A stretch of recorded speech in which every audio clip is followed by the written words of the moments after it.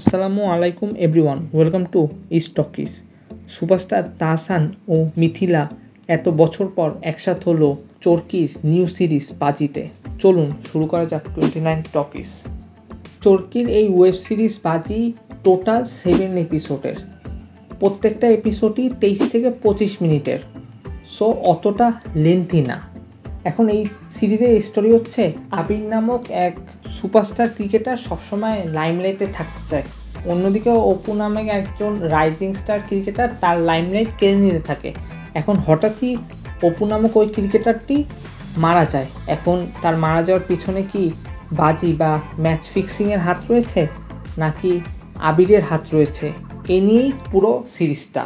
এখন সিরিজে প্রথমে অ্যাক্টিংয়ের কথা আসলে, প্রত্যেকটা অ্যাক্টরদের অ্যাক্টিংই অনেকটা এভারেজ রয়েছে।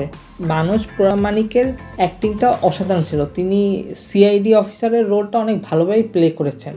আর তাহসানের অ্যাক্টিং আগের চেয়ে অনেক ইমপ্রুভ হয়েছে। আর স্পেশালি এই সিরিজে তাহসান ও মিথিলার কেবলমাত্র একটা সিনই ছিল, আর টোটাল সিরিজে তাদের আর কোনো সিন ছিল না। এখন এই সিরিজের সবচাইতে বড় একটা নেগেটিভ পয়েন্ট হচ্ছে এই সিরিজের স্টোরি আর হচ্ছে এই সিরিজটির রাইটিং। এই সিরিজের রাইটিংটা খুবই দুর্বল, রাইটিংটা আরও ভালো হতে পারতো। এই সিরিজের প্রত্যেকটা এপিসোডেই স্টোরি খুবই স্লোলি প্রোগ্রেস হতে থাকে, যার কারণে এই সিরিজটা অনেকটা বোরিং মনে হয়। স্পেশালি শুরুর 4টা এপিসোড খুবই বোরিং ফিল হয়। আরেকটা এই সিরিজের ভালো দিক হচ্ছে এই সিরিজের সিনেমাটোগ্রাফি। স্পেশালি এই সিরিজের ম্যাচের সিনগুলো, ক্রিকেট ম্যাচের সিনগুলো অনেকটা রিয়েলিস্টিক মনে হয়, যেগুলো বাংলার অন্য মুভি বা সিরিজে মিসিং থাকে। বাট এই সিরিজে টোটাল স্টোরিটাই ফোকাসে থাকে হচ্ছে অপুর মার্ডার কেসের উপর। ম্যাচ ফিক্সিংয়ে তেমন ফোকাস করে না এই স্টোরিটা, শুধুমাত্র 7 এপিসোডের লাস্টের দিকে ম্যাচ ফিক্সিং নিয়ে কিছু স্টোরি থাকে।